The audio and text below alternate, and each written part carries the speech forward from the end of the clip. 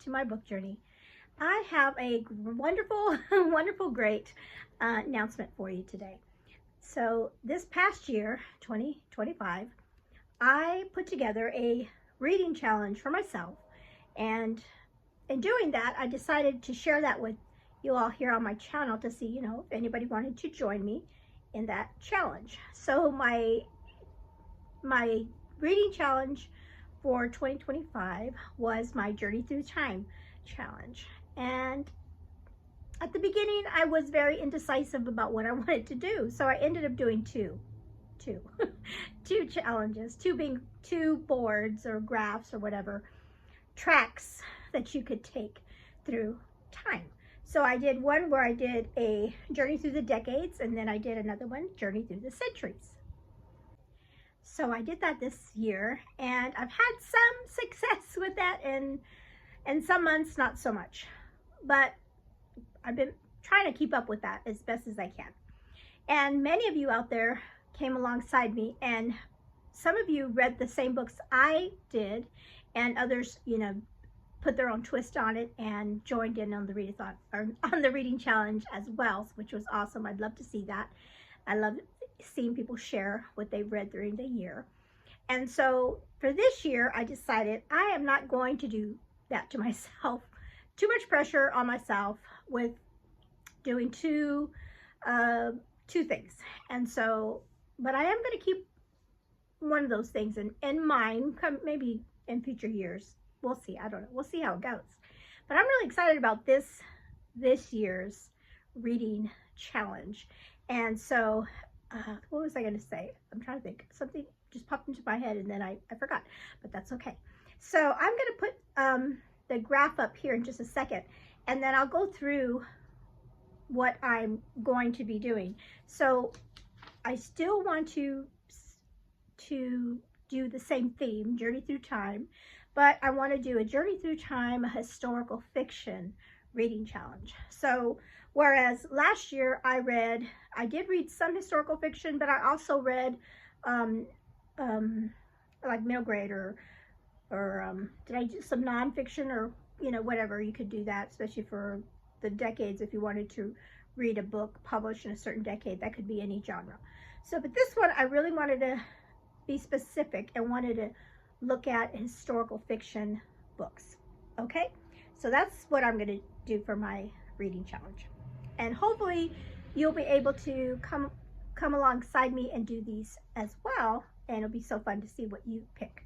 Okay, so here's the graphic. I had fun putting this together, so I'm just going to go really quickly and tell you what each month we're going to be reading.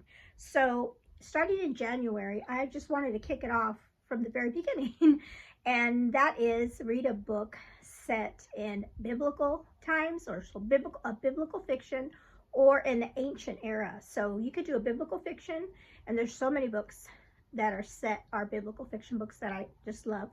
And then an ancient area, if you don't want to do specifically a biblical story, but you can do like an ancient Roman story set in Rome, ancient Rome, or ancient Greece, or like a Vikings, set in the ancient times. So that's going to be for January. And then in February, I'm keeping it really simple. I'm just setting romance. So read a historical fiction book that has some romance in it for our February romance readers. So that's going to be a fun one. And then in March, I know that is middle grade March. So I thought, let's see. You could either do it two ways. So if you are a person that does the middle grade March, then I would challenge you to read a historical fiction book, middle grade. And there's so many good ones out there. And so I forgot to say, so this was called A Child's Tale. So you could read a historical fiction middle grade book that takes place, right? But if you don't want to read a middle grade, you don't have to. You can just read a historical fiction that tells the story of a child, a child going through, some historical period. And there's so many books out there. A lot of them, you can find some that have like an orphan story going through a certain time period. So something like that. So you could either do a middle grade historical fiction or a adult historical fiction that tells the story of a child, like an coming of age kind of story set in a historical background. That is going to be a fun one. Okay, in April, I decided to do this one, At Sea. At first, I was going to say, title this just the Titanic, because that's the anniversary of the sinking of the Titanic, and a lot of people read historical fictions based on the Titanic. But I thought, well, you know what, let's just make it At Sea. So it could be any book, Titanic books included, but also any historical fiction that's set at sea, and it could be at any time period, right? It could be, like I said, the Vikings at sea, a World War I movie, or a book, or World War II, any kind of book set at sea, ancient sea, anything that has to do with sea, historical fiction. But like I said, Titanic would be an easy one to kind of put in there if you wanted to. For May, I am picking Latin America. So this is a historical fiction set in Latin America. And I'm looking forward to this one because I have some books that I'm thinking about that I have on my shelves already that I haven't read, that's going to give me the option to do that. So I'm thinking about those, and I'm also going to be looking up some books that would fit in this category. So I'm trying to think, have I read any books set in historical fiction set in Latin America? I don't think I have. I can't think of them offhand. So I do want to, try to find a really good book set in that part of the world. Okay, in June, this is one that I will enjoy because this month I want to put that for read a book that is set in either World War I or World War II.